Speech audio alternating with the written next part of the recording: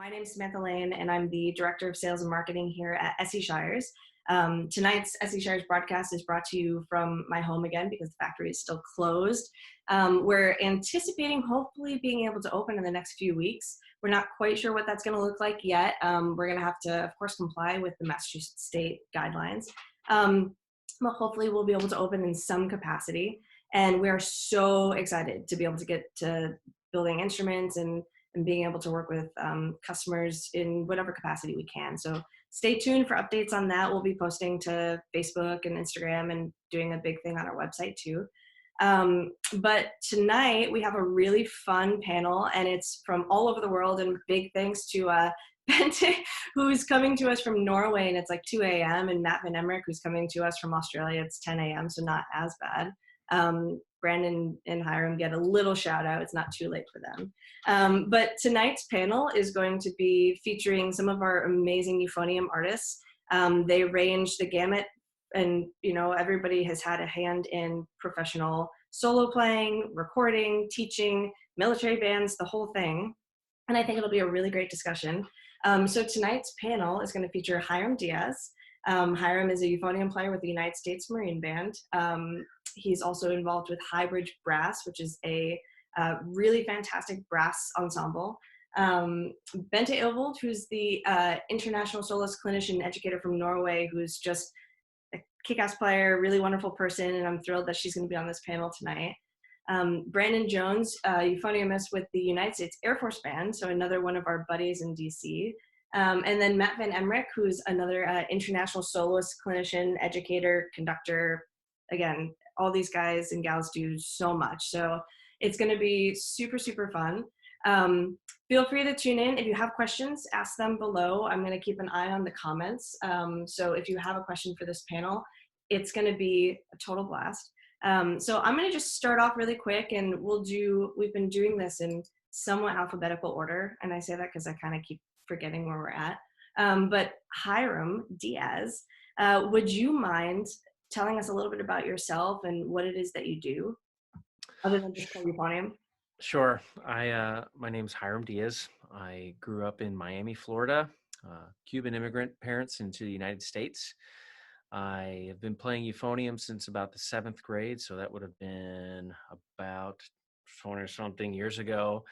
And I've been playing in the President's Own Marine Band now for about 8 years. Before that, I was in actually a regular Army band, at Fort Benning. And before that, I studied with Dr. Brian Bowman at North Texas for my master's degree. And then at for undergraduate, I studied with Tim Northcutt. And that was in Cincinnati at the Cincinnati Conservatory.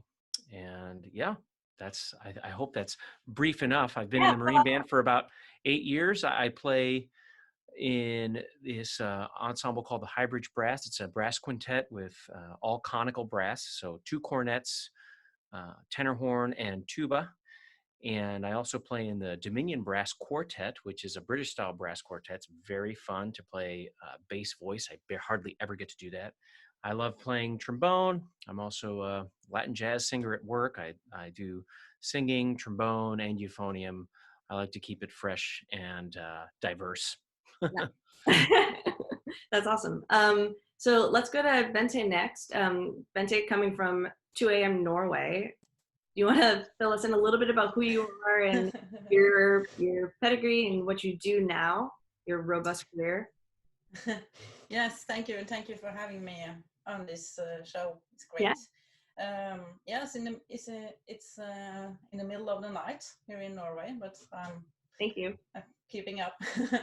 Yeah, my name is Bente Illevold, and I do not play trombone. I only play euphonium. I'm a freelance musician. That means I have some weekly regular teaching, like just to pay my bills, and I guess around 60 to 70% of what I do is only freelancing, playing and teaching around the country. I do a lot of my own projects, like solo and chamber stuff. I have some ensembles. I have a duo with American tuba player, Dr. David Earl, of Ithaca College. We have a duo called the Northern Lights Duo.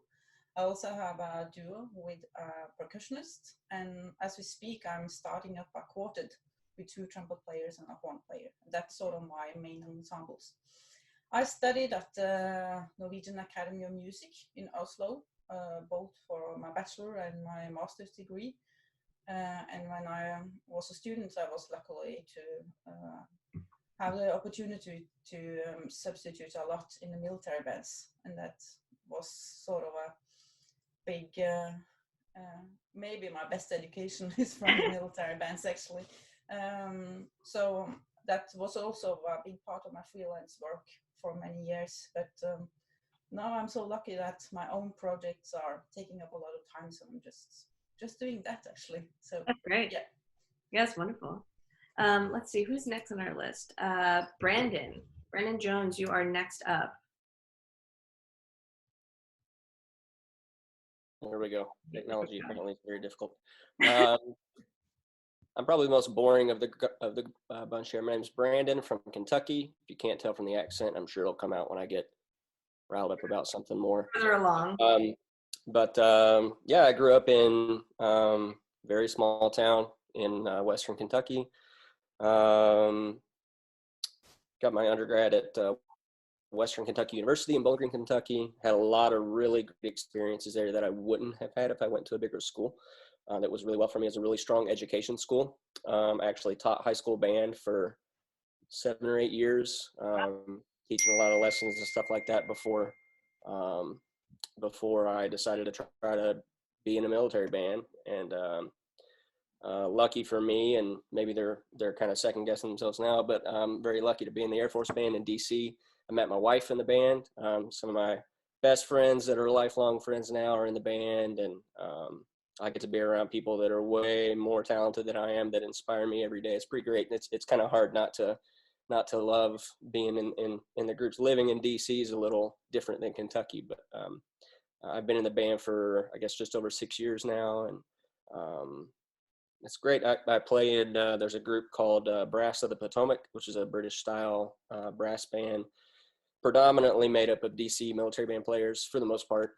Stephen Bola, the composer, former arranger for the Marine Band, is the conductor. We play a lot of his works and a lot of big test pieces and things like that. We don't meet, we play maybe anywhere from 4 to 6 concerts a year, a couple brass band festivals and things like that. We've actually recorded a CD last summer. We had Joe Alessi actually solo on there. Yeah. I got to record Steve's Euphonium Fantasia, which is a great piece. So yeah, it's a lot of fun. Still do a lot of teaching in the area. I work with Thomas Jefferson High School in Alexandria, which are a bunch of science technology nerds that are really good at music too. It's really refreshing and rewarding, and yeah. That's awesome. Thank you. Hey Matt, you are up. You're next, bud.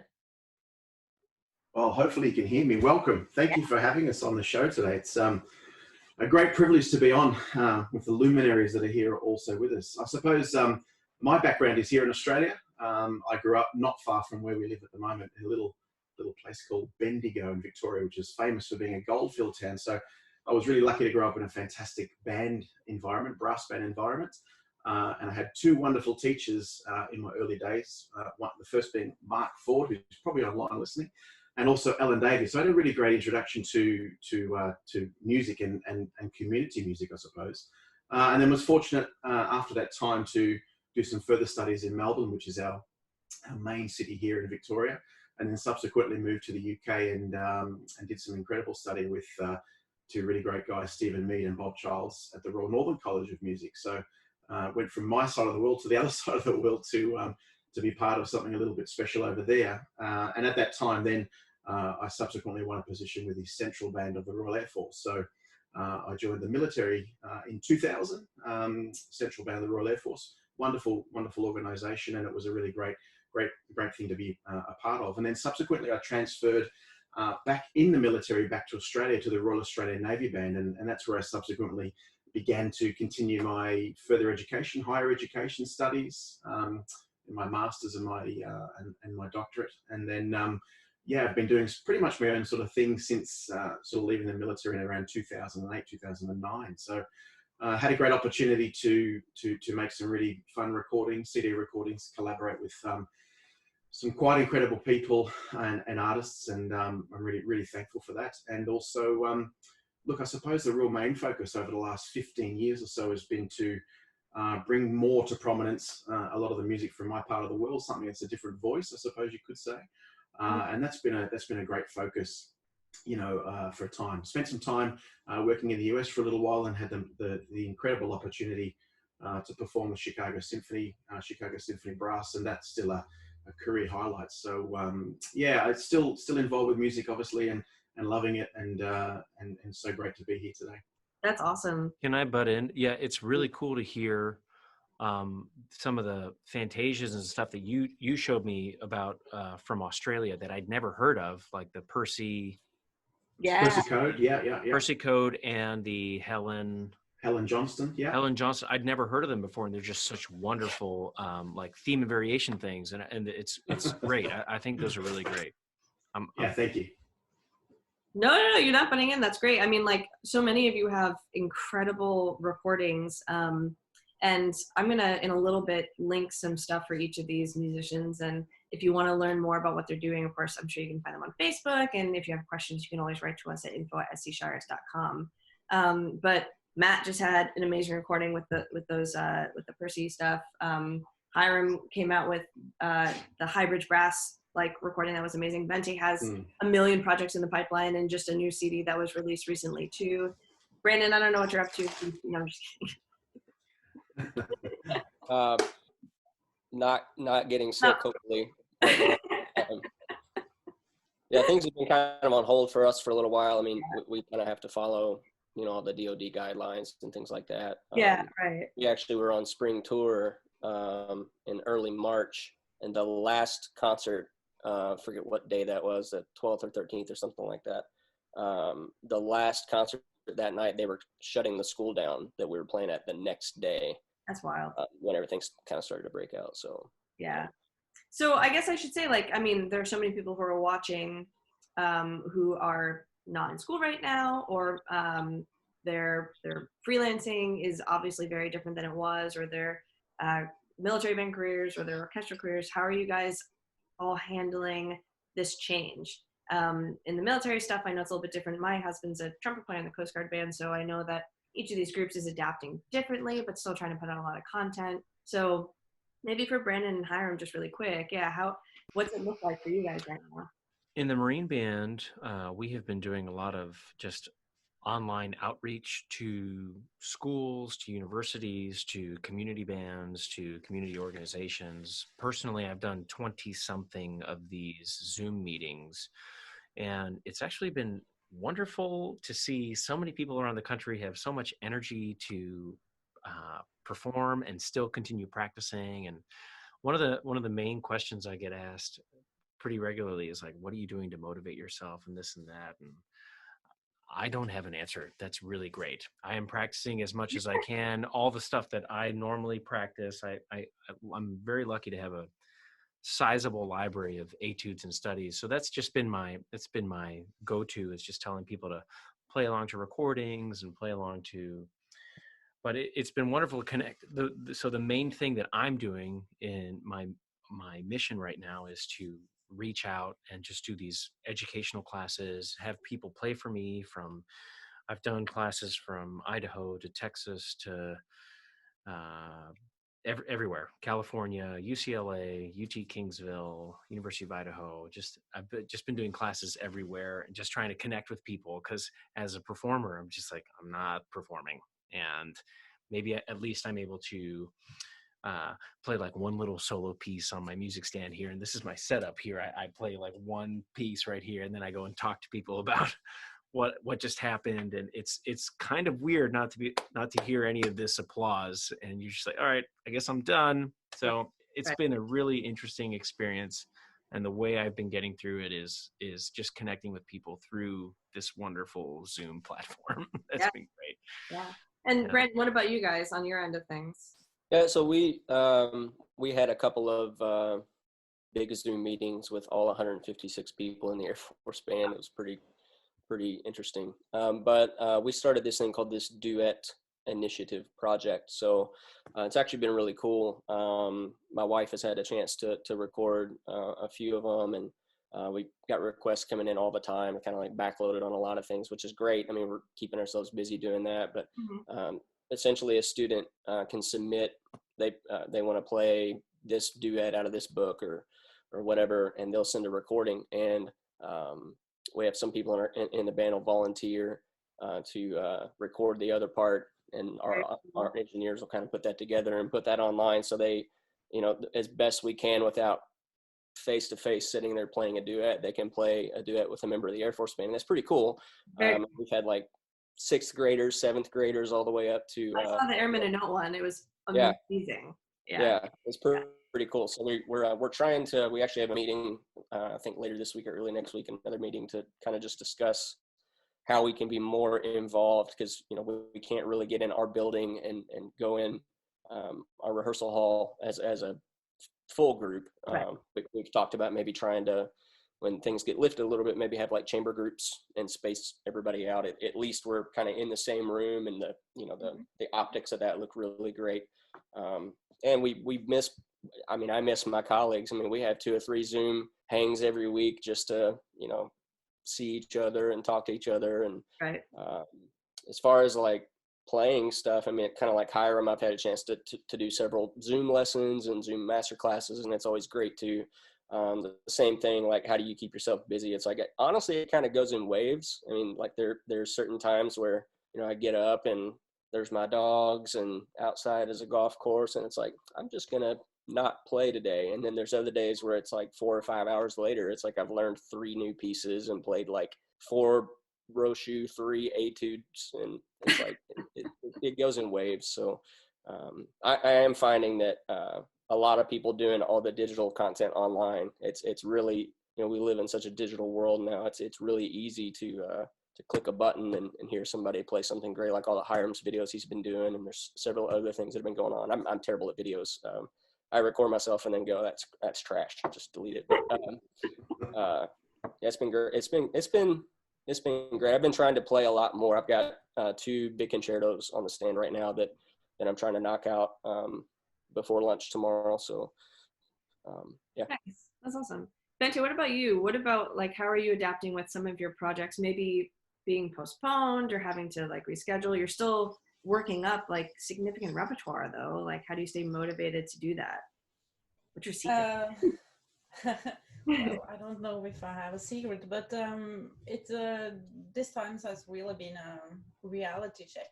When the country locked down, I have to admit I was a bit scared at first, like, because a lot of my work is freelancing and a lot of stuff got canceled, and I'm like, oh, how am I going to survive? The day you guys can't lock down was the day you're supposed to fly to the US. Yeah, I was supposed to fly the next morning, and that was the morning everything locked down, and I was sitting home at night. Am I going to the US? Are we going on this tour or not? Mm-hmm. So I decided not to go, and I think that was definitely was the best decision.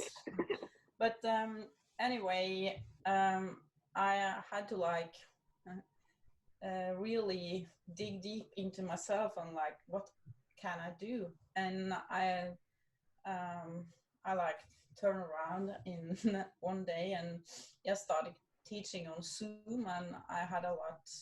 Since my regular teaching is in amateur bands and school bands, I also had like band rehearsals on Zoom. So so that was a really you needed a lot of time to preparation, like to be, how am I going to like make a wind band rehearsal meaningful for this kids or this adult.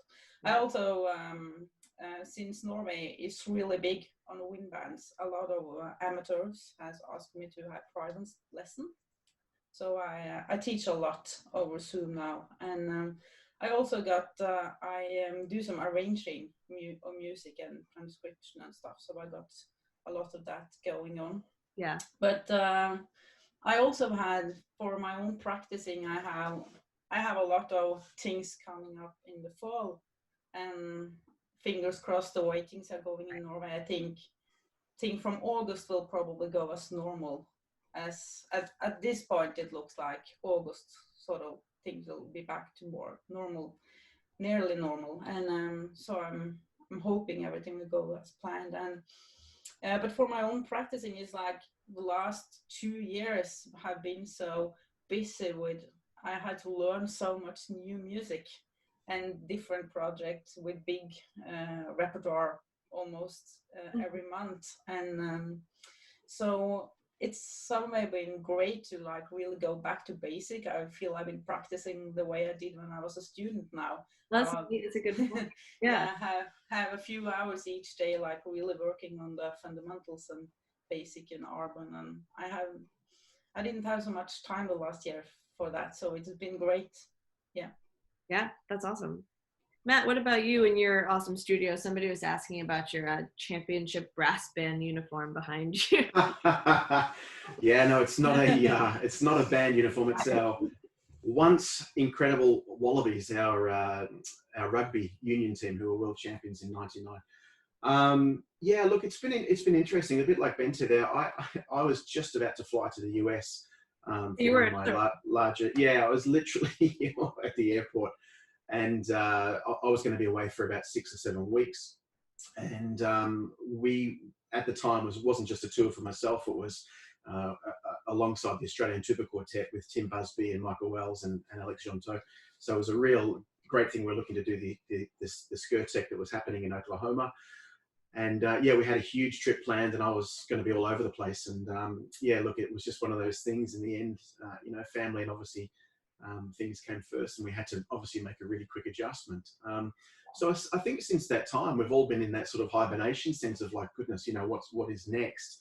But through that time, I think what has come from all of this, the state that we're in currently is the fact that we've been able to, I think, yeah, again, like Bente said, almost go back to basics in essence. And that was something that I thought would be really good to be working on. But with the basics, I wanted to sort of change it up a little bit. And I suppose the collaborations that I've seen people be involved with, whether they're making their own quartet videos or with other ensembles, bands and orchestras, I think that's been something that's been a little bit of a focus for me. So I've been lucky to do a couple of collaborations with the Fountain City Band, who are based in Kansas. And obviously members are, obviously all over the place just at the moment. So we've got a second collaboration coming out soon. And that's been a lot of fun. And I think for a lot of the students out there that might be listening, that these are some of the focuses that could be great for them to be working on currently is if you're feeling that the things you've normally done have been, a bit drab or whatever, that this could be an idea of pulling out a quartet and then attempting to play, all 4 parts and things like that. And that's something that I've tried to do too, is continue to work on basics, but try and extend yourself and have a little bit of fun at the same time. It is, it can be difficult to, I suppose, have that sense of focus, in these times. But that concept of being able to work with other people still and talk like we're doing now, and if we weren't tech savvy before, I think many of us have become very tech savvy. Yeah. So I've had to go out and buy a couple of different microphones for different things, and I've enjoyed that because actually I think that's improved what I do, and again, just makes the world a lot closer. And I mean, I had students, and I have students that come over for lessons, but we've had to stop that due to the restrictions. But now in Australia here, the restrictions have slightly been lifted, so I can have obviously a student, come and visit in person. So I am looking forward to that too. Yeah, so that concept of working with others, and having some focus that way has been really, really great for me, through this time. Yeah, that's awesome. So yeah, Hiram, go. I have a question.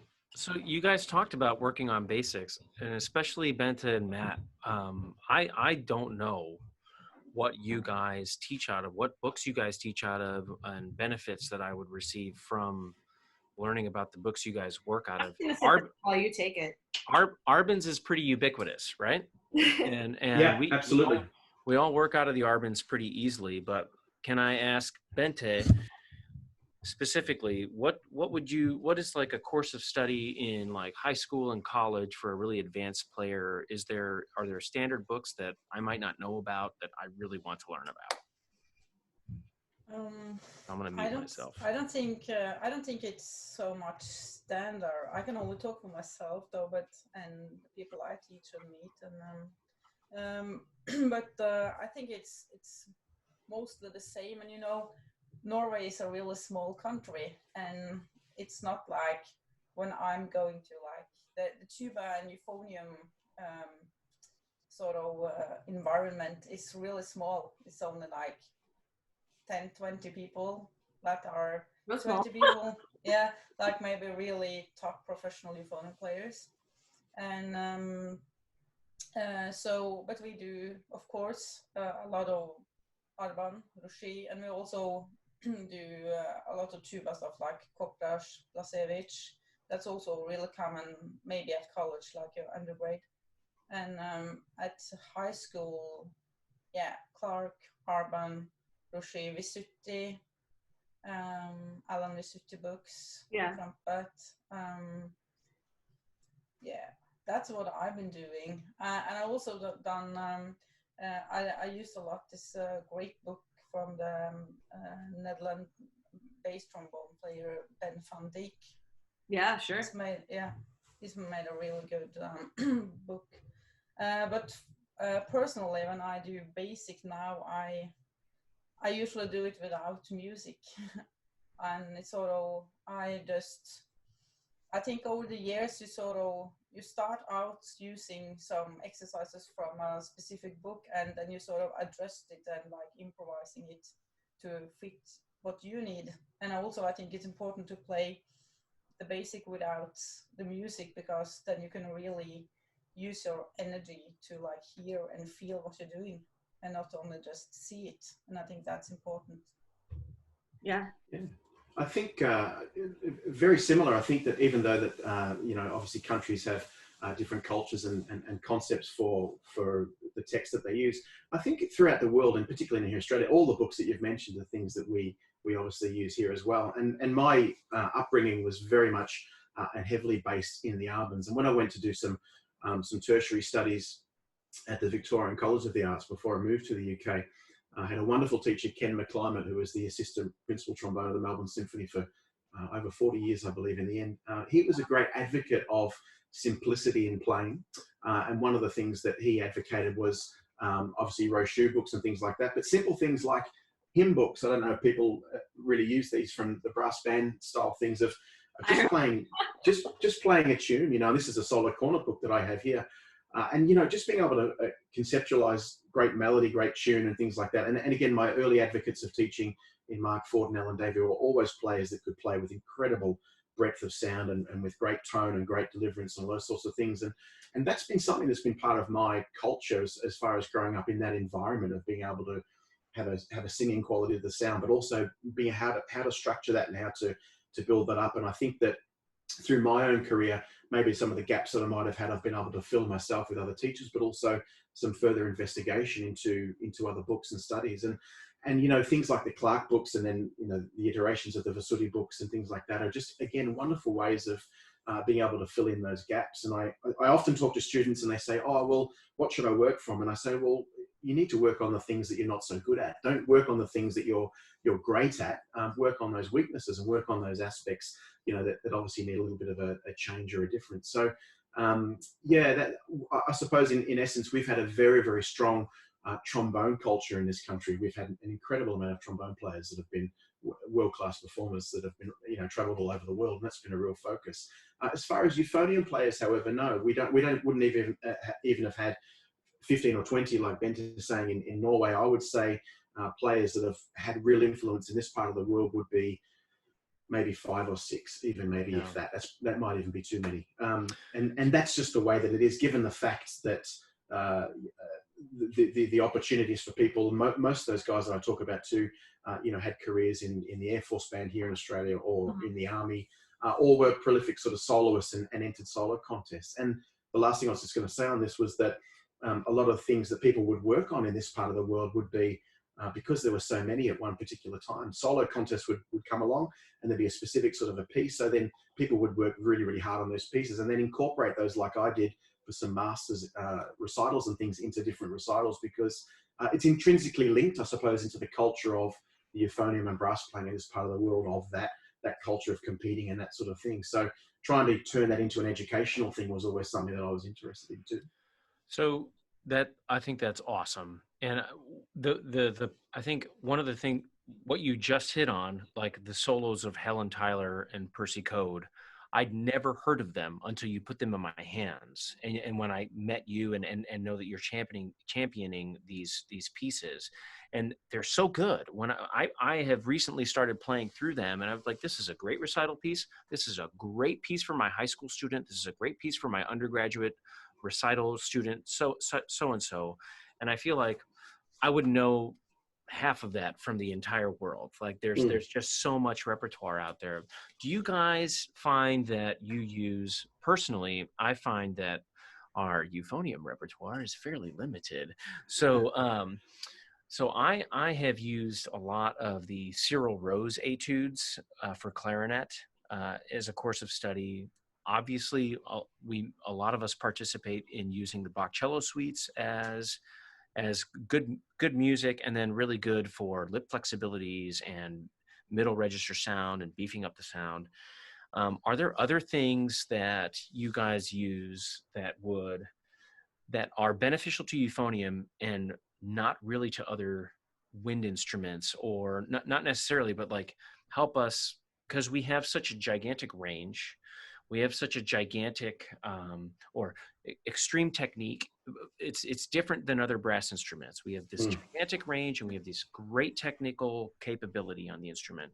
That's why I use these the Rose etudes, the Milde etudes, the bassoon etudes, MILDE, Bach cello suites, stuff like that. Is there stuff that you guys have used in the past that isn't for euphonium, isn't for brass band, isn't for brass instruments per se, or even trumpet books that are lesser known that you guys incorporate into your daily practice? Yeah, look, it's a really, really good question. I think there's always just mixtures of the things that you've mentioned quite a lot. A lot of, I think back to my early days, a lot of the things that we would have used and did use were through things that our teachers used.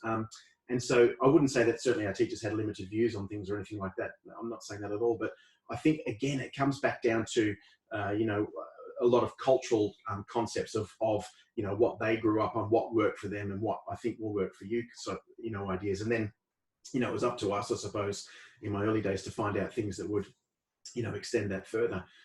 Exactly like you said, the Percy Code and obviously the Helen Johnston books were, or the music was integral in our society, and still is in a way, because of the fact that the difficulties of it, and where the euphonium, I think, at the moment is in a really precarious situation, in the sense that the music that's being written for it is so fiendishly difficult, is so technically, diverse in the sense of the ranges that it's asking for, how fast and all that. But what I do think we've lost in the essence of euphonium and its culture is the fact of just doing things, the simple things, really, really well. And beautiful I think sound. Yeah, right. Absolutely. And I think these old solos that from a bygone era, this generation, even the generation below me or younger than me, don't know much about that, because it sort of got lost in translation a little bit. So I would say that to the composers out there, if they are listening, let's get back some of this wonderful stuff that sort of set us up for what we know, and some of the traditional repertoire, because we've sort of reached these bounds and we're pushing these boundaries, but it was nice just to come back a little. Yeah. Obvious. Yeah. You'll have better fingers than trumpet players. It's fine. Well, I don't know about that, but that concept of difficulty, hard to make it for hard's sake is, I don't know. For me, it grows a little thin these days, because one of the things I talked about in the sense of the basics, when I do get to listen to all these great performers around the world that are performing, and even students and stuff that have an opportunity to put things online and things like that. One of the things that probably upsets me a little bit is hearing the lack of basics in playing, or people that are using instruments that have great facilities with triggers and all this sort of stuff, that in essence we've lost the opportunity of being able to play a true octave, or a true perfect fifth, or whatever it might be.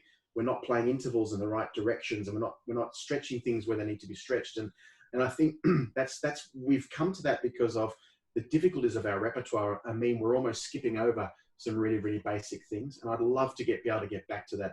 You only have to listen to the great tunes out of the wind band repertoire, of the solos and things of yesteryear, to hear, oh, wow, Holst or any of those sorts of things of like, oh, that's the essence of what we do. And I'd love to be able to, in some way, go back to some of that, I suppose you could say. Brandon, were you going to jump in? Yeah, I've heard, having been on a few panels, even in our band, without naming names or anything like that, I find that a lot of people, and because it's what they've known, right? It's that gap that you were talking about. A lot of people, maybe the first piece they ever heard may have been the Linkola Concerto or, something circa 2006, 2007 that was just bonkers difficult without really any content, like no real melodic structure, no real, and that's what they know, right? And I feel like there have been pockets where, early and mid 90s, there were good piece after good piece, iconic piece after iconic piece being churned out. That's kind of like the heyday of a lot of the big Spark stuff and the Ellerby Concerto and things like that. And then there was an era where, again, not naming names, where there was a lot of really not great music that was being written that was very difficult, just written. And I find that there's a lot of people that I hear on auditions and that I hear on masterclasses that, they'll pull up this really difficult movement of a concerto that they can't play 5% of it, because they don't know how to create just a basic sound. The couple of panels that I ran, we started with the first page, the very beginning, the euphonium part of Colonial Song. And some people think, why would you do that at a professional audition? Well, one, it's super exposed. It's super soft. I'm going to tell real quick, if you've got, like what Matt was talking about, the basic fundamental right to play a note. So many people can't do that. But then you put, the third movement of the Cosmo in front of them and they just go bonkers. It's like, so I've always found that I've gravitated toward, a lot of the British style brass band stuff, and Hiram has known me for a long time. He can speak to this as well as anybody that knows me, that I kind of had to learn to do that stuff a little more aggressively as I got older too. And what I found was that there's that gap that Matt's talking about, where there's just not a lot of people that can play, first page of Spark pantomime. I know we all make fun of it. It's like a euphonium inside joke. Like if you play pantomime, it's like, oh great, now we're all going to play it and everybody plays first page pantomime. But that stuff just, I like there are certain pieces, if composers are listening, there's some really good examples. Anthony Barfield, Hiram, you actually posted that video, and I I've been interested in that piece for a long time. What's it called? The Heritage Concerto, I think. It stretches ranges, and it gets higher. And I were talking in Texas, like, man, this thing is so high.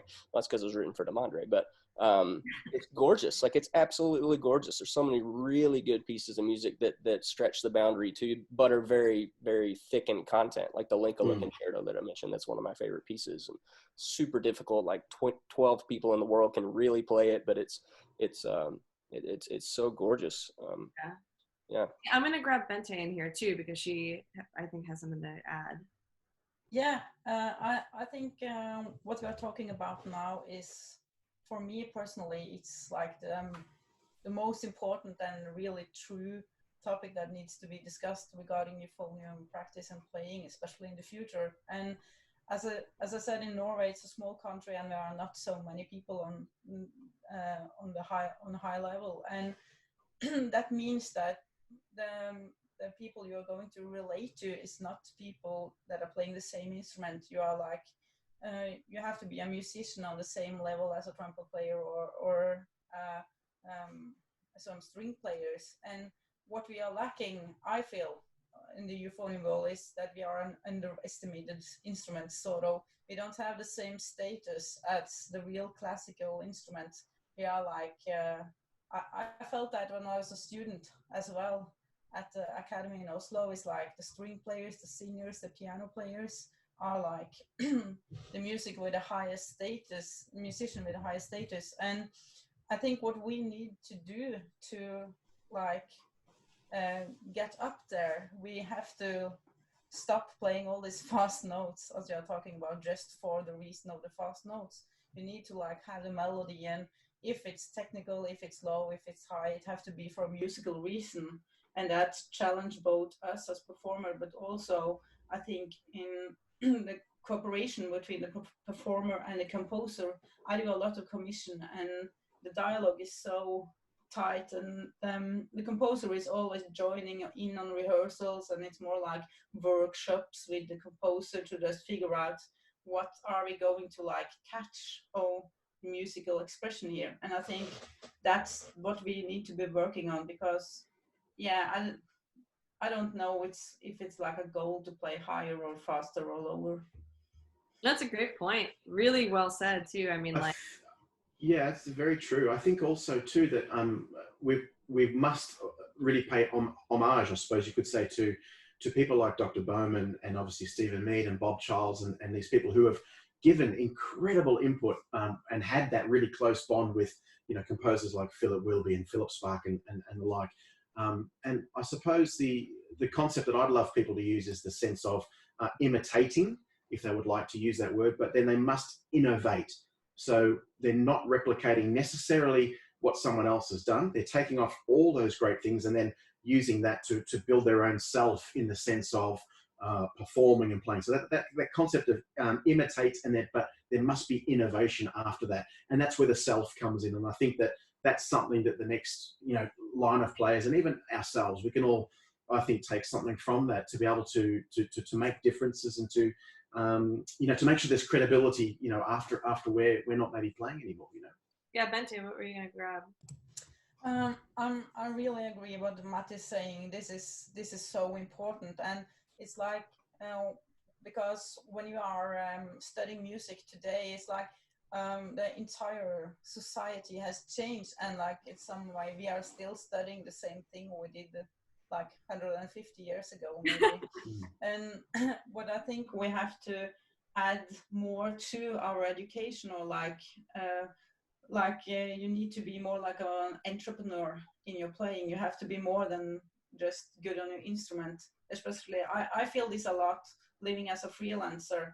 I need to have skills in like, I need to be able to write. I need to have good computer skills to like do application and posters and all of this stuff. That's I think for the modern music, the musician of the 21st century, it's like crucial to develop more skills than just your playing.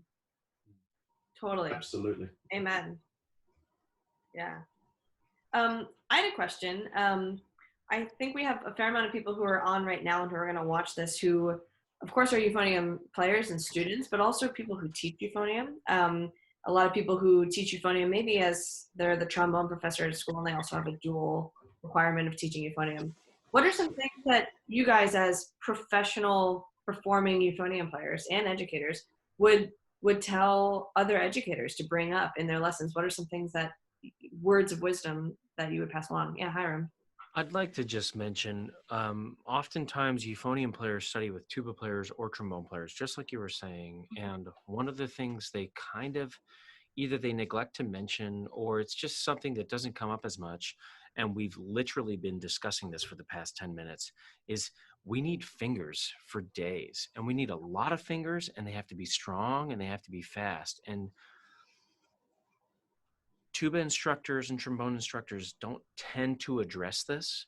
And it's something that I noticed, especially with some of my one-off students that come to me and ask me, hey, can you help me prepare the Stevens concerto or the Ellerby or such and such? And then I'll say, you really have very slow and heavy and lugubrious fingers. Great. Euphonium, thank you. Euphonium is such an agile instrument, and it's you need great breath support, great tone, great time, great intonation, great breath support, great sense of phrasing, and that will take care of almost everything. And then euphonium is like, and then you have to be able to shred the gnar. I don't know how else to say that. You also have to play characteristic study number 13, and you have to play it bright. You have to develop strength in your third finger. Your third finger must be strong. I mean, this is not, it's not uncommon that we have to go really fast, and it's very common to hear a mess when you hear something fast. I don't like that. I think it's bad pedagogy. Yes, Bente and Matt are absolutely correct, and Brandon, you guys are correct. Some of this stuff is just ridiculous, and going away from what makes us the euphonium, the sweet voiced or beautiful sounding, whatever euphonious means. So we do have to, but we do have this stuff in our repertoire, and it is expected of us. And in our jobs, Brandon and I, we are expected to be able to play Pineapple Paul on an audition and have really great control of being ambidextrous enough to make sure that we can do 4 and 1 and 2 really well. Okay, and then solo playing, even let's just take. It sounds so funny I'm saying pantomime, but the last page of pantomime is a very difficult piece. You have to shred, right? So the last page of Cosma, you need fingers, you need dexterity. And I feel like this gets left off of pedagogy from some of the other instruments. It's something as a euphonium teacher to euphonium student, I say, okay, dude, we're learning your Clark studies, but you've got to go fast. Now we have to go fast. Now you have to know that there's a large amount of dexterity that the Rochus weren't teaching you, and that the last page of the Arbans with B flat major and F major all the time are not going to teach you, right? Absolutely. The end of the Arbans is B flat and E flat and F major, and it's over. I think a lot of the issues too are obviously, and I felt that when I was younger too, that my instrument was not, it was certainly not taken seriously, and the concept of what it could play in was also unknown. So that was a focus for when I was very young, in my late teens, early 20s, before I moved to England, that I always had in the back of my mind that I wanted to be able to do something with it or expand on that later. But I think you're exactly right in what you're saying. And I think some of the greatest things I ever did were trombone based and tuba based. And I still use those today, playing, the Rochus, the Blazevich studies, at pitch and down octaves and things like that. That's just wonderful things to work on. One of the best books I ever worked from, though, was the Charlie Vernon book, the flow studies book that he has, or the daily warm-up type book. And I love that, because exactly what you're saying about that concept of 1 and 2 into 4 and playing in that register. This book gets you in there in a very, very slow sense of the word, and it always says in there, do not move on if this sound is not beautiful, if it's not this, if it's not that. And I suppose still yet we have a really great sense now, I think, with books from David Vining and people like that, who are doing some incredible stuff there, and people are, Robert Benson and different artists and people are adding to some of this great repertoire, probably that we've never had actually in the euphonium world, that is now being published.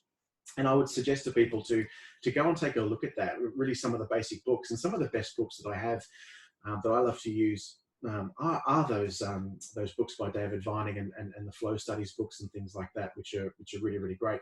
But like Hiram's saying, of course, look, we need to be working on technical aspects. And I think a lot of times when we were younger, that maybe even our own teachers may not have been able to play some of the exercises that maybe they were expecting us to be doing later. And I suppose that's where that if we're very much motivated, which we need to be, if there's a self-motivation there, we need to be able to find those things. If we don't necessarily get it in the first instance, either by asking questions of other teachers or, testing things out to see what's going to improve multiple tonguing and, finger flexibilities and things like that as well. So, really, really important. Yeah, Bente. I She's so quick on here with the mute too. She's like, click. So one other thing I feel is important to mention is that because we are like it's expected for us to have like great techniques and great register, but it's important to develop a really good breathing technique, especially that's been crucial to me, being a female player and not so tall, and I really have to have a really efficient breathing technique. So I think that's what I see in a lot of students, that they are like their breathing is really slow, sort of, I feel. And for me, that was I developed that with playing like crazy much tuba etudes, because that really forced me to develop my capacity and to make my breath big enough, even in fast speed, to like get in enough air, because I need to do that to be able to play the stuff that's expected from us. Yeah. Brandon, were you going to say something? Yeah, I definitely second the tuba stuff. I got a buddy of mine that works with Hiram in the Marine Band, Will Sampson, that turned me onto a few tuba books. that was a Snedeker, I think, at low etudes. Yeah. Force you to play in All registers. the Snedeker stuff is great. Yeah, you don't want to play in those registers, but it's also good ear training too.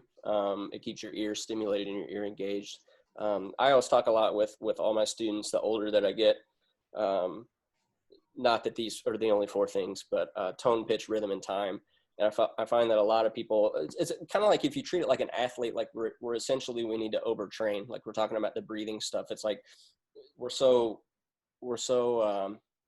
used to 4-bar phrasing, and like if we like let a student slip a little breath in there at the top of the third bar, it's like, oh, that's okay. It's like, not really. It's like I used to have my high school band director would say stuff like, never let physical inadequacy affect musical production or musical intent. Like if it's supposed to be a 4-bar phrase, you need to be able to breathe and play a 4-bar phrase. And really, if you want to play a 4-bar phrase, you're going to be nervous on a performance. You're going to have all kinds of variables that are at play. You shouldn't be practicing a 4-bar phrase. You should be practicing a 6-bar phrase or an 8-bar phrase. Or, you know, it's not going to sound great at the end of the 8th bar, but in pure application, you're not going to actually do that. But it makes that 4th bar at the end of that phrase, you have a lot of control.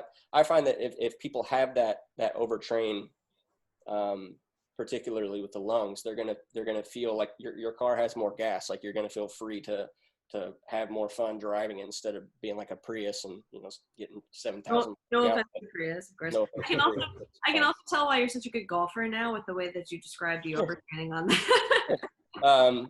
Yeah, but I find that true with me. Like if I feel like I'm taking a breath as if I'm going to play a pedal register etude, like the Snedeker stuff or whatever, but I'm actually going to play a middle tessitura Rochu or like a really, even something higher. I feel much more free to shape it the way I feel like it should be shaped and do the composer real justice instead of just playing within the box kind of thing, so to speak. Like a lot of people can play stuff at you know, Stars and Stripes at 120, but have you ever tried it at like 140? And have you ever tried it at 100 and try to like double and multiple tongue different sections that take you out of your comfort zone? You know, I get that so much with students that have a good ear for things and have good chops and good muscles and things like that. But it doesn't matter, like Bente was saying, if, you know, a lot of those tuba etudes are fantastic. Because it's training your ear and you're using it in application. Not that breathing exercises by themselves aren't beneficial. The Breathing Gym is a great book, and a lot of other things that go into that are great and very beneficial. But the more we can apply that to actual music and stimulating other facets of what we do, it's always going to be a win-win. I was just going to say, Brennan, on tour concerts with the Marine Band, sometimes we do take Stars and Stripes at 140. So it got this past tour. So we did not this past tour. It was a fall tour. We had Festive Overture, and we only had like 1.5 programs instead of 2 different programs, which was it ended up it was a joke because we used that for some of the louder sound check moments before the concert, and it was a joke. I looked over at John, my section mate. And I think it was like the 4th or 5th night in a row, I finally just got my phone out and had my metronome app open. You're just clicking. I'm just going to say, oh, that's cool. And then Stars and Stripes, you don't think about it because it's at the end of like a 2-hour, 20-minute concert. You're like, oh my gosh, what restaurants are open? I'm so tired. Blah, blah, blah, blah. Stars and Stripes. It's like, oh my God. Yeah. It's an interesting point. It's an interesting point you make, you know, with that repertoire and things, but also the talk back to the tuba talk. And I think that one of the things we haven't talked about just yet is the opportunity of when we actually get to play with an orchestra. It can be a rare thing for us to be doing that. But when the opportunity comes, it's one of those things that you're it's almost like you're Daniel in the lion's den. It's like you almost don't fit in essence, but you have a part to play. And I think that one of the things that's really important is that when you go into an opportunity like that, that you have and understand concepts of what's happening in the low brass world. And by that, I mean, what's happening with trombones, what's happening with tuba. And the great thing about playing exercises at tuba pitch or exercises, you know, in the low register is that we're getting ourselves aligned to what we're going to be like when we're in the orchestra. When we come to the orchestra and play, we are a guest. We're not a permanent member. We don't really have much of a say. We're there for obviously our skills, our artistic merit and the rest of it. But we need to be subservient to players like the tuba and or the trombones, whoever are around us. So having the opportunity and the concept of being able to play with a great sound, with great core sound, most importantly, with great pitch, is really, really fundamental when you're getting to play, you know, with those types of ensembles. And I can't talk and speak highly enough of this low register concept. It's something that I talk about with all my players, whether they're cornet players, whether they're tenor horn players, euphonium tuba, whatever they might be, that having to play in this low register and extend the skills, and to make sure when we're going to the fourth side of the instrument or the F side of the instrument, when we're going down into that register, sub-pedal range I'm talking about, that we have the most incredible resonance, the same resonance we have when we're playing, you know, on the B flat side of the horn too. And this is a concept that people might think, oh, well, I'll never get this opportunity.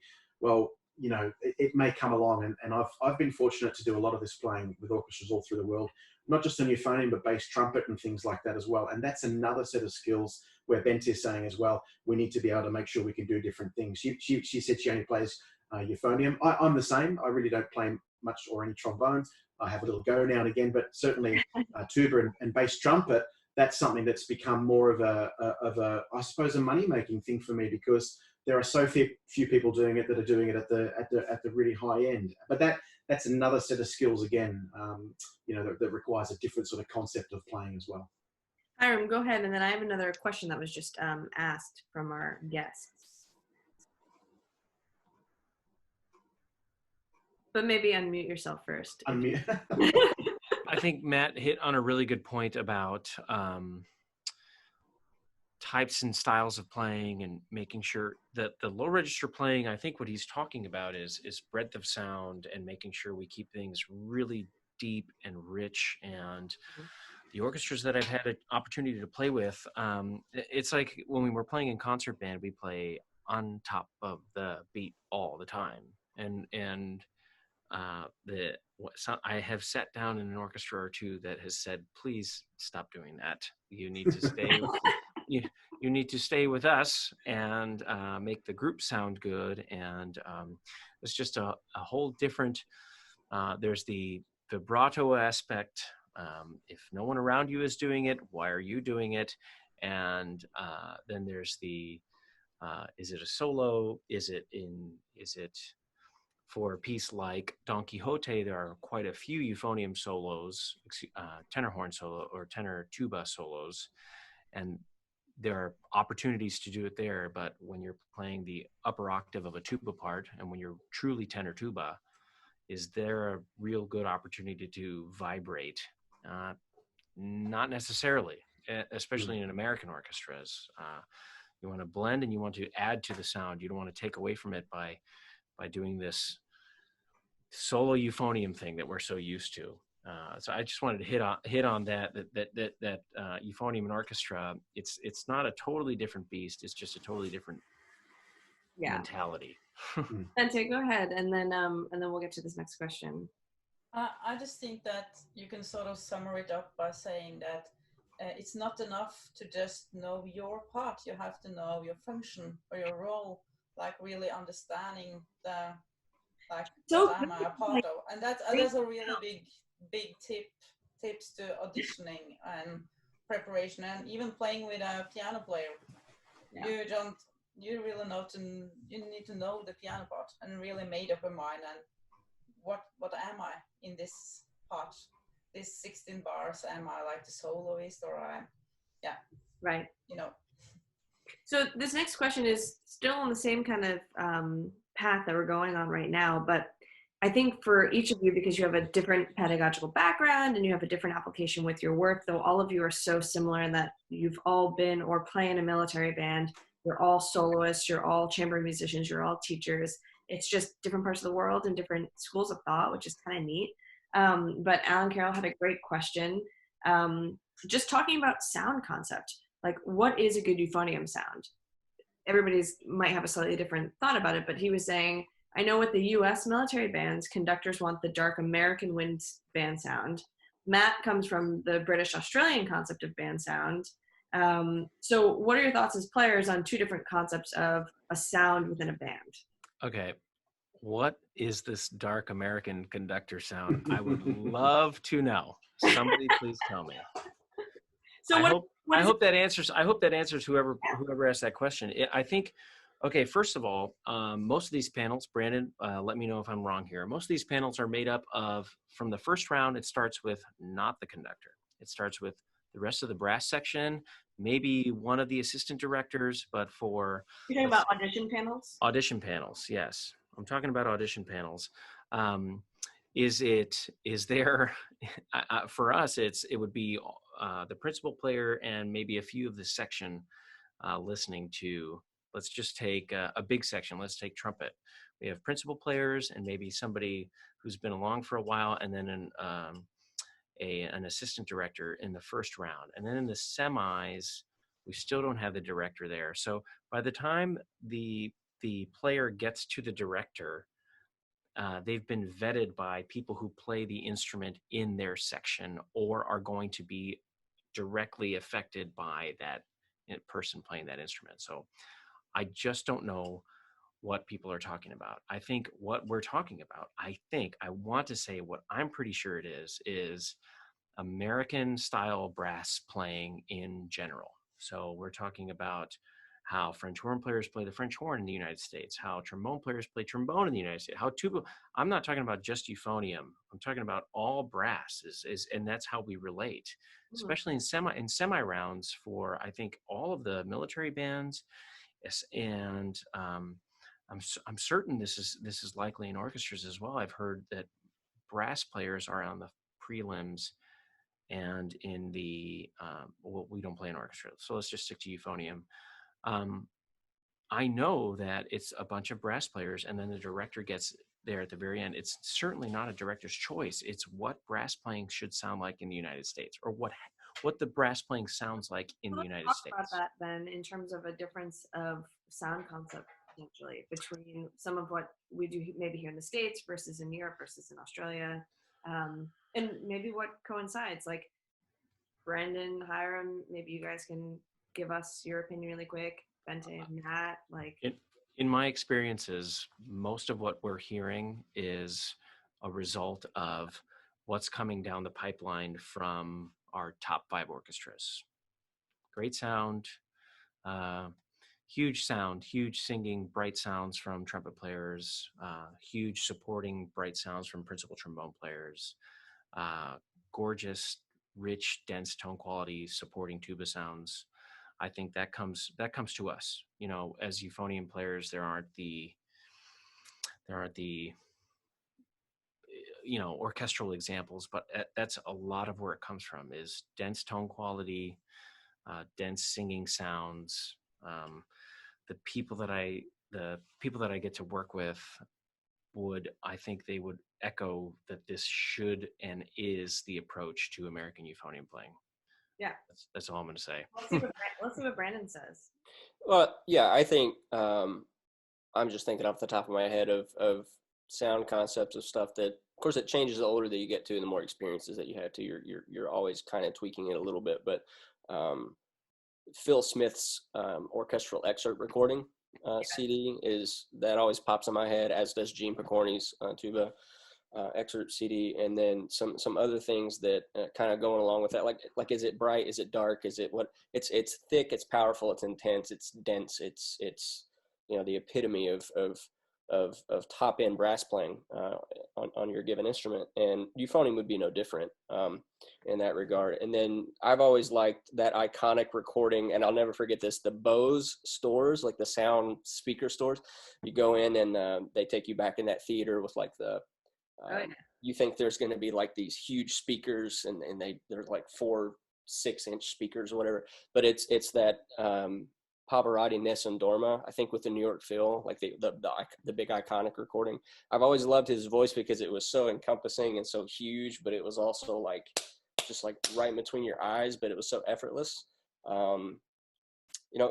We can always draw inspiration from like kind of cultivate our sound from not euphonium. Like I think some of the most advances that I've made with my own stuff was once I got in the band, and that was like 6 years ago. Like just hearing hearing some of your coworkers that that sound. We just got back from tour in March, and our principal clarinet, we played Blue Shades on tour, and our principal clarinetist just like tore it up. And it was like, my God, that's awesome. Like, what would that sound like if Euphonium played it? Probably bad, but it's, you know,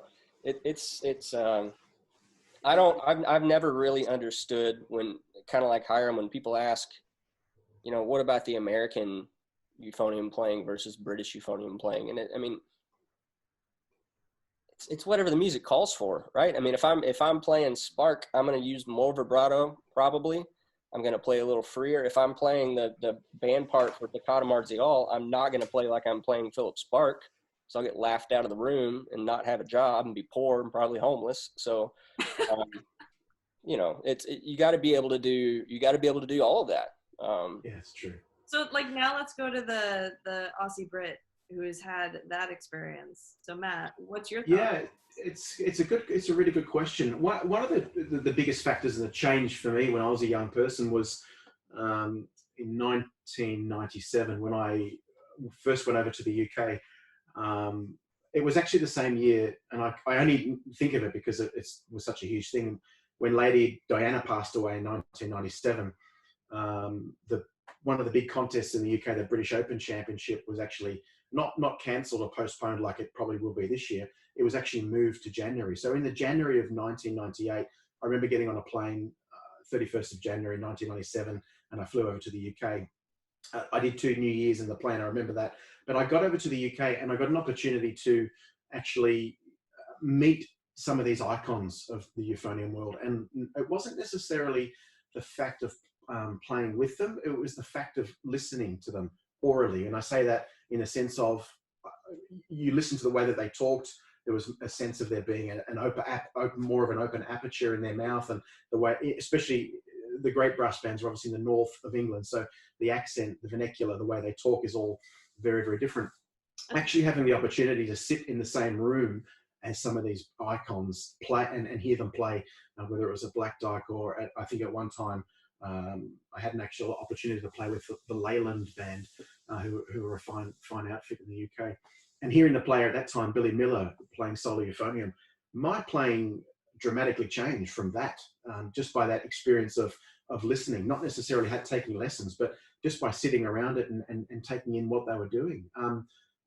Naturally, I got a sense of the types of air that they were using, the differences in dynamic, the contrasts, things that were just not relevant or prevalent, I should say, in my home country of Australia when I was young, because at that time there were no real leading artists that were traveling internationally and doing things. So there was not really, I think, an idea of where these different influences were coming from. Of course, our culture with euphonium style is based in the British sense, but I always felt that I wanted that, but I wanted to be able to try and capture other things. So that was something that still sticks in my mind now, you know, that first trip that I took over. And a very young, he may not be listening, but a very young Mark Bowsey, who plays with the Foden's band in the UK, he was solo euphonium of the Sellers Engineering Band. And the concert that I did a concert with those guys just before I flew back to Australia. I got to play second euphonium to him. And to my right-hand side was the legendary John Clough, who was the solo euphonium player of the Black Dyke Mills Band for 25 years or so. I actually got to stay with John. And I think even by talking to John that my playing changed, because it's just the way that he talked about the instrument. That's the way that he explained things. And when he even picked up his famous euphonium with his wife, his then wife Rita, he played this instrument for me. And it was headlights. And I think that these are the concepts that I'd love younger people to think about too. It's not necessarily, oh, I've got to go and get a lesson with this guy because he'll give me all the tricks or he'll teach me this.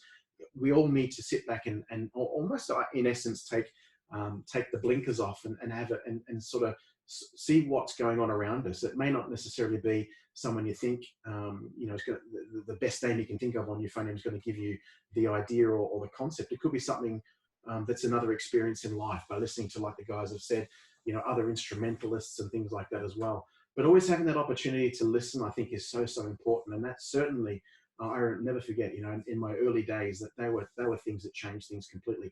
And just finally, as Brandon said, he talked about, when he got to the Air Force Band, that was a concept where things changed. Exactly the same thing happened to me when I won my position in the Central Band in London in 2000. When I got the opportunity to sit in that band, and hear the amazing playing that was going around, Jeff Lawrence on trumpet and all his, Chris Howlings on principal horn and things like that. They created and had these sounds. Jim Simpson on oboe, who's still a great friend. Now, even these players on these instruments was like, wow, listen to that core sound. They always had this core sound. So everything that they produced, didn't matter if there was a sense of vibrato or salt and pepper, whatever you want to call it, tomato sauce, ketchup, whatever. There was always this great sense of core sound with everything that they did, whatever register they played in. And for me also as a younger player, that gave my playing, having that job at that time gave my playing purpose. It gave all that years of study, all that moving from another country and moving and living in the UK.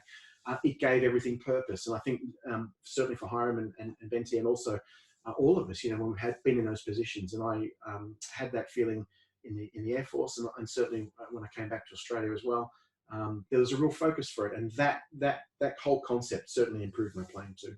Yeah. Awesome, man. Bente, in terms of sound concepts, I mean, do you feel like there's much variation between an American style versus European, or what are your thoughts on the topic?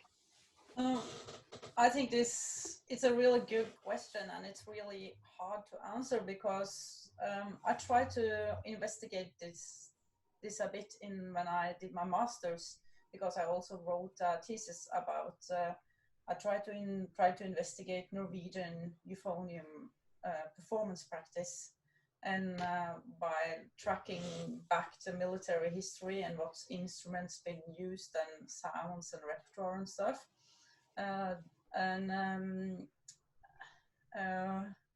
I think it's hard to be really like specific about it because we are talking about a non-academic tradition that's all been transferred to generation. It's like almost, I feel like the playing, I call it style, not sound. I like the term style, fits better for me. American style, Norwegian style, British style.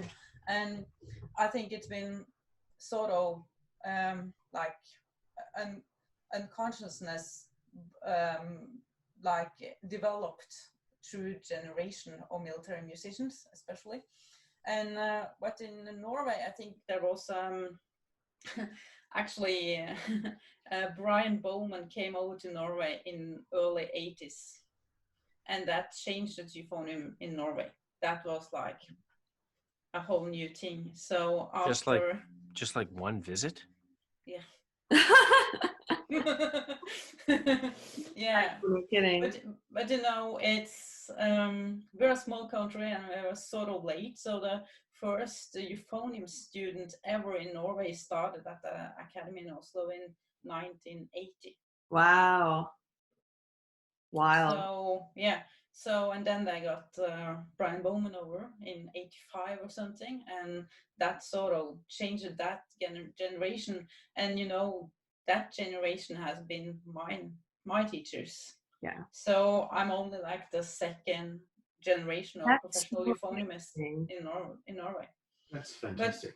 Yeah, that's sort of crazy. But so we are definitely really. He had a lot of influence and the American military style, but also Norway is like divided into that style. And then you have the British brass band style. That's been a really big influence in mostly on the western part of the country. It's like we divided the country in west and east, which tradition you're on. So, but what I want to add is that for me, it's like the sound is, I think, like the true nature of the euphonium, and a really skilled euphoniumist you need to have so many sound colors to your playing, because like your role and your function, especially in the band, is like at one time you are like the tenor tuba, and then you are like the fifth horn, and then you are at the second saxophone, and then you are playing with the bassoon, and then you are playing the third clarinet, and you need to adapt your sound and adjust the way you play on what function you have. I think that's a really good advice for me. I would like to give, like, be able to change your sound color.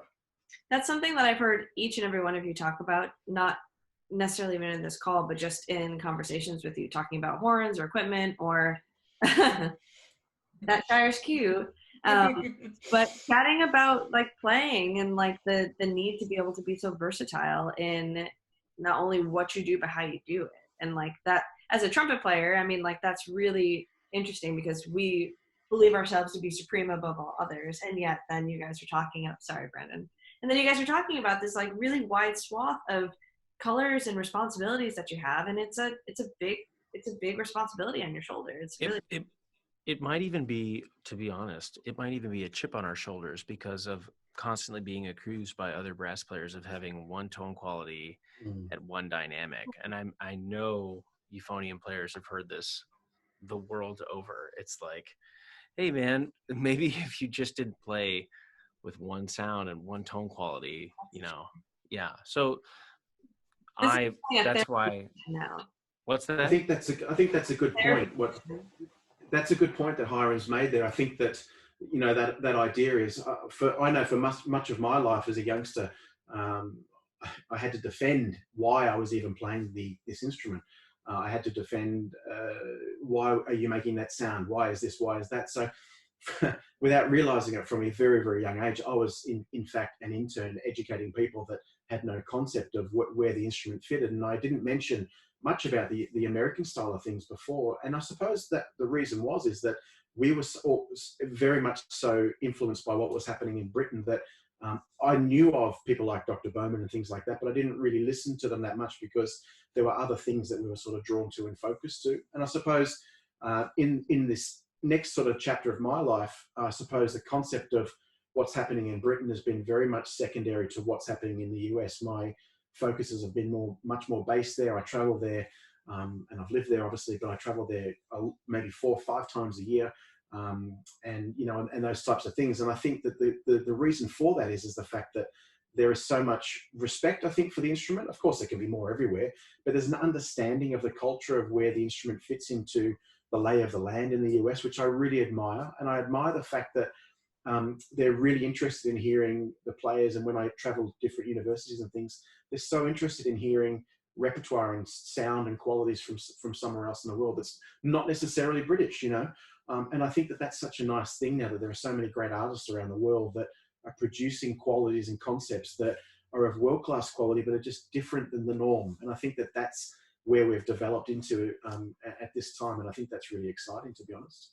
Yeah, so that's actually a perfect segue into, I think, probably our last question, because we're a little bit past 9, the 9:15 right now for us. Bente, it's so sorry for keeping you up so late. But last question, we'll start with you. Can you guys just fill us in on some of the projects that you're all working on? I know a lot of things are maybe paused or might be postponed until later in the seasons, but for solo projects or recordings or festivals or anything that you're working on, Bente, would you let us know what you're up to and what we'll see from you soon? Yeah, I just have to talk a bit about my recording that's just been released, of course. So that was a really personal project to me. It's like trying to be more of a like thinking musician again, like a bit entrepreneur. So I commissioned, it's only 2 pieces on this CD, but it's like the length of a concerto, so it's it's enough music. Enough. But it's actually contemporary music where the composers are using folk tunes from my home district and have adapted it for euphonium and fixed media. The one piece, and the other is for euphonium and percussion. So it's a really totally different, not traditional euphonium recording. Very cool. So check it out. It's on Spotify and all. And what's the name? Because I will butcher the pronunciation. What's the name of the recording? It's called in English Sounds from the Deep Forest, and in Norwegian that is Klangen fra de dype skoger. Perfect. Good luck with that. Go ahead, Sam. Go ahead and say it so we can. No, I think we'll just his website and get some more information. Okay, but what I'm up to is this summer I was supposed to work on a lot of band camps and like small doing masterclass and stuff, but that's been cancelled, Yeah. of course. So I'm trying to set up some small gigs with this quartet that I just started. So we are trying to do stuff this summer. Yeah. And in September, I'm going to premiere a new piece for Euphonium, string quartet, and percussion. Wow. A Norwegian composer. So I'm really looking forward to that. That's and awesome. yeah, so, and I have some concert coming up in October, and in the start of November, hopefully, if everything goes as planned, the Northern Lights duo is having a big tour in the US. Okay, cool. So Very cool. Awesome. That's what I'm up to. Well, brava. That's fantastic. Brandon, you're kind of like next on my screen. What are you up to? What are your projects? Well, a lot of it's based on when we get back to life, right? But yeah, I was actually supposed to be in Oklahoma at that conference as well. I was looking forward to lots of inappropriate hugging and whatnot, and that didn't get to happen. So yeah, a lot of things that have kind of been, don't act like you don't know what that is. Yeah, like I said, I teach Thomas Jefferson High School. I work with their marching band. I teach the entire wind section, which is great. That's kind of the next big thing outside of work that I'm going to be involved in. I've wanted to do a digital only CD, like no booklet, no actual CD, so that all 12 people could hear it at some point. And I've got a lot of different rep for that. There's a couple of composers locally in DC that are really kind of up and coming, and actually a guy that just retired from our band about, I guess, going on 2 or 3 years now, is getting very active in writing, and we've talked about doing some commissions, and it's just going to depend. We do a recital series with the band every spring and every fall, and I always put in to do something on that, be it a full recital or a split recital with, Nice. one of my buddies or something like that. My wife and I, she's a trombone player in the band also, we've talked about doing that. And yeah, I think just as soon as things get to where you can be more personable, like maybe, do a lot more teaching. I miss seeing my kids. I miss seeing students. Like, it's one thing on Zoom and things like that, but I kind of miss going in and working with all the kids and things like that. So yeah, just as soon as we can get back to going, I'd like to do a CD. I'd like to do, I think the band is going to do, we had 2 CDs we were supposed to record right when we got back from tour, and then another Whirly recording this summer. Both of those obviously didn't happen. So I think those are going to happen probably, hopefully not like back to back. Immediately, yeah. Like that. Yeah, I'm hoping that it's really busy soon. And if people are interested in the Air Force Band's duet thing, is that still ongoing? Can they submit? Absolutely. Yeah, you can go to the website. I think it's Air Force or usafband.af.mil. Yeah. The website name changes like every 6 hours or something. It's changed a few times, but you can find it. And with you or something, or yeah, you can request specific people if you want. We've had that, or we've had intersection duets also. So like we had a trumpet. I think somebody sent in something with like a trumpet and clarinet duet, oboe and saxophone, I think. So yeah, I mean we've got tons of people submitting to do that stuff, and it's great. We encourage anybody to do it, even if we don't actually get it on the Facebook. Then my wife actually runs social media for our band. Even if we don't get it put up there like immediately, like it's going to happen, and at the very least, like the student would get their own recording of that to have. Very cool. Yeah, that's awesome. Matt, you're next up on my screen. What are your projects that are going on right now? It's been quite full on in essence, in the sense that just recently with Jamin Smeets, who's the Eastman Shires rep here in Australia, we've worked on this collaboration of little snippets of the range of euphoniums in the Eastman range leading up right up to Shires, and we've gotten to basically a 5-day of euphonium concept where we've started off on the student instruments, started off on the student baritone, then we're working our way up. I think today might be the Eastman 826, and then tomorrow, if you check it out, is the Shires Q41. So, which is the horn that I'm playing. Yeah, look, the main thing for me has been this sense of collaboration. I've really actually enjoyed not being distant from everybody, but trying to use that time to extend skills. And I really think that that concept of, I've brought out a couple of little quartet or quintet, little quartets that I've played myself and presented. And I think that's been something that I've really enjoyed. And I hope to actually, when this is all over, still continue, to look to do some of those things.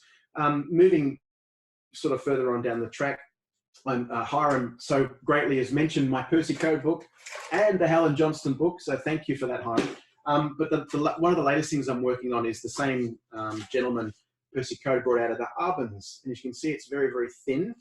Nothing quite like the Arbans of old, which is like very thick, very different. So the whole concept behind this was basically to bring back this concept that Percy Code had back in the 1940s and 50s, and maybe just a little bit before. It's like a condensed version, like a traveling sort of book that you can take with you, but just with some more updated things in it that, people might be interested in. Obviously the Arbans is available, I think, for free download at times, but this is just a great little, thing we've been working on here as well. And also, just as far as low brass books, we've been working on, with the Texas Tuba Camp, we brought out a book that for each individual players when we were obviously doing a course. It was cancelled again this year, sadly.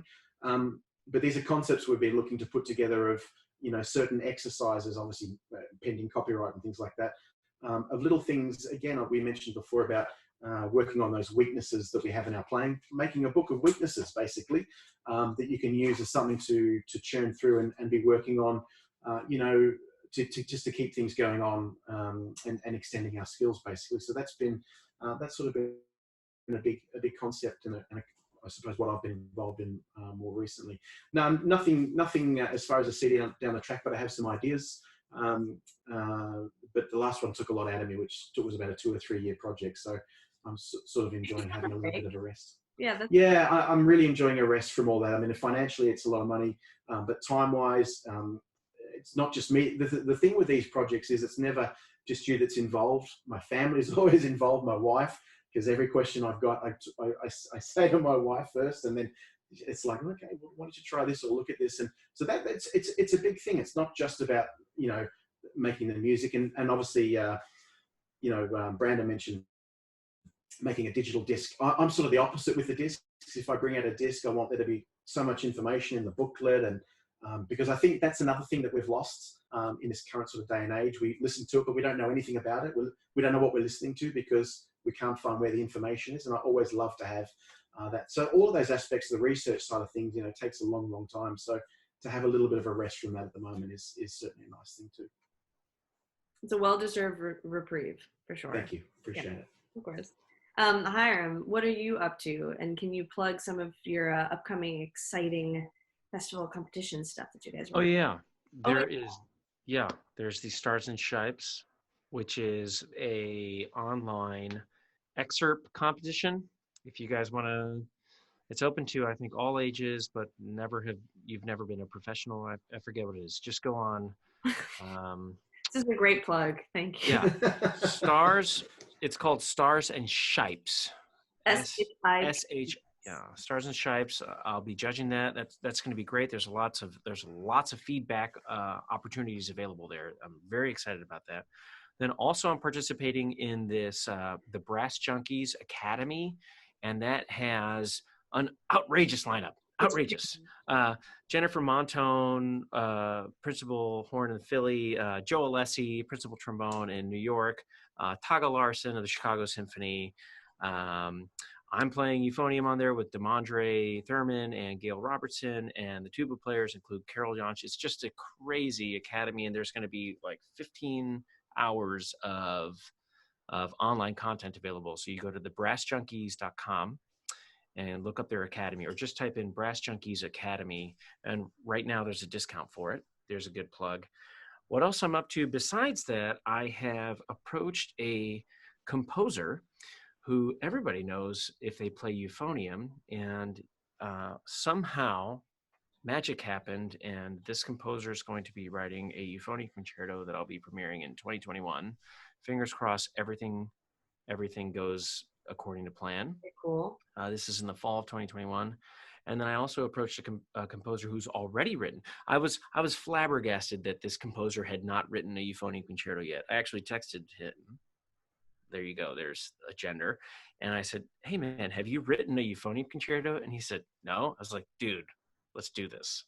And it's working out so far. And then I'm trying to premiere a euphonium and accompanying instrument, but not necessarily piano, with a friend of mine now who is a very exciting composer, very hot, very exciting, and that's hopefully going to come up in maybe winter, spring of 2020, 2021.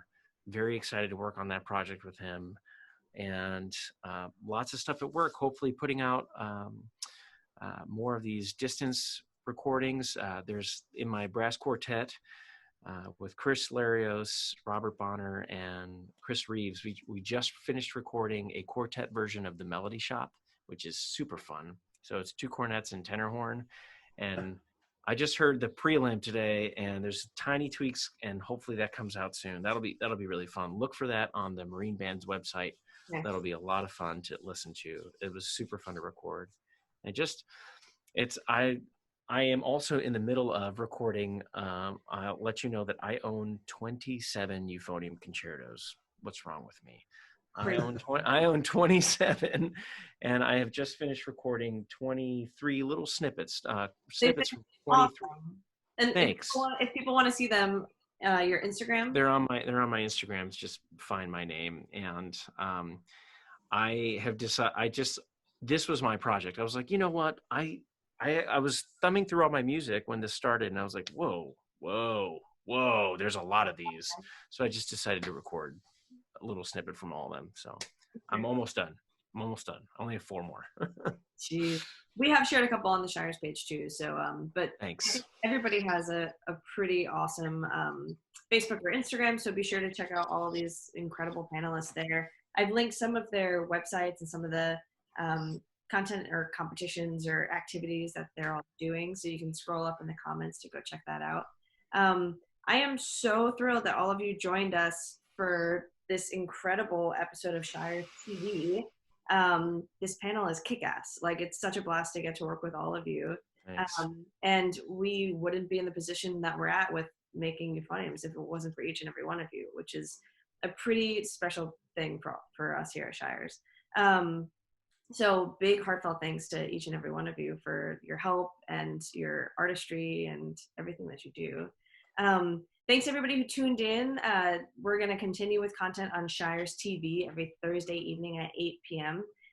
We usually announce what's going on in the coming days, so stay tuned.